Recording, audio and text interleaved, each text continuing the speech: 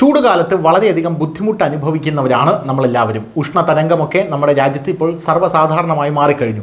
അതുകൊണ്ട് തന്നെ ചൂടുകാലത്ത് രാത്രി ഒന്ന് ഉറങ്ങണമെങ്കിൽ അല്ലെങ്കിൽ വീട്ടിനകത്ത് സ്വസ്ഥമായി ഇരിക്കണമെങ്കിൽ AC ഇല്ലാതെ പറ്റില്ല എന്നുള്ളൊരു അവസ്ഥയിലേക്ക് നമ്മൾ മാറിയിട്ടുണ്ട്. എന്നാൽ ഇപ്പോൾ സർക്കാരിൻ്റെ പുതിയൊരു നിയമം വരികയാണ്. ഇത് AC ഉള്ള വീട്ടിലെ ആൾക്കാർക്ക് വലിയ തിരിച്ചടിയാണ് എന്നാണ് വിലയിരുത്തപ്പെടുന്നത്.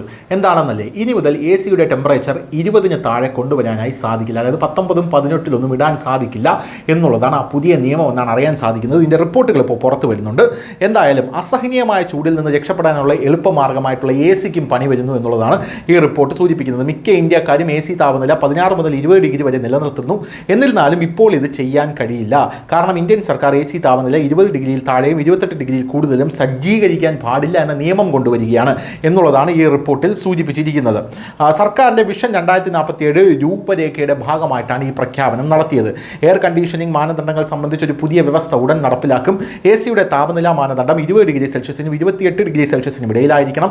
അതായത് 20 ഡിഗ്രി സെൽഷ്യസിൽ താഴെയും 28 ഡിഗ്രി സെൽഷ്യസിൽ കൂടുതലും താപനില സജ്ജമാക്കാൻ ഞങ്ങൾക്ക് കഴിയില്ല എന്ന് ചൊവ്വാഴ്ച ഒരു പത്രസമ്മേളനത്തിൽ മുൻ ഹരിയാന മുഖ്യമന്ത്രിയും നിലവിലെ കേന്ദ്ര ആഭ്യന്തര നഗരകാര്യമന്ത്രിയുമായിട്ടുള്ള മനോഹർ ലാൽ ഖട്ടർ പറഞ്ഞിട്ടുണ്ടായിരുന്നു.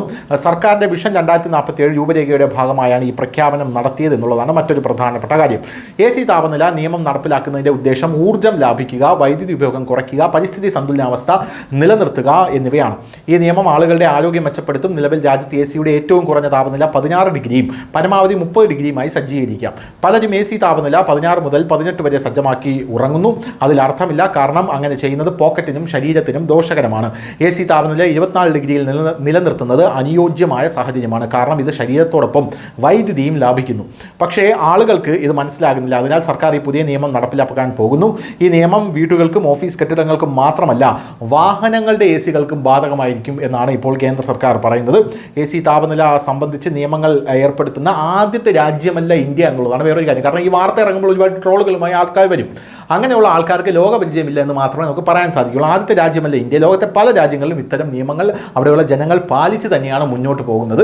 നമ്മുടെ രാജ്യത്ത് നല്ലൊരു സർക്കാർ വന്നപ്പോഴാണ് ലോക രാജ്യങ്ങളെല്ലാം പാലിക്കുന്ന നിയമങ്ങൾ നമ്മുടെ രാജ്യത്തോട്ട് വരുന്നത് എന്നുള്ളത് മാത്രമേ ഉള്ളൂ അതിനുള്ള വ്യത്യാസം എന്ന് പറയുന്നത്. അമേരിക്കയിൽ AC-യുടെ താപനില 21 ഡിഗ്രിയിൽ സജ്ജീകരിക്കണം, ഇല്ലെങ്കിൽ അവിടെ നിയമവിരുദ്ധമാണ്. 21 മുതൽ 24 ഡിഗ്രിയിലാണ് അവിടെ ഇടേണ്ടത്. ഇറ്റലിയിൽ 23 മുതൽ 25 ഡിഗ്രി വരെയാണ് AC-യിലെ താപനില. യൂറോപ്പ് സമ്പൂർണ്ണമായിട്ടും 22 മുതൽ 25 ഡിഗ്രി സെൽഷ്യസിൽ AC താപനില സജ്ജീകരിച്ചില്ലെങ്കിൽ നിയമവിരുദ്ധമാണ്. ജപ്പാനിൽ 26 മുതൽ 28 ഡിഗ്രി സെൽഷ്യസും മധ്യപൂർവേഷ്യൻ രാജ്യങ്ങളിൽ 20 മുതൽ 24 ഡിഗ്രി സെൽഷ്യസുമാണ് AC താപനില സജ്ജീകരിക്കാനുള്ള നിയമങ്ങൾ ഉള്ളത്. News desk, news India Malayalam.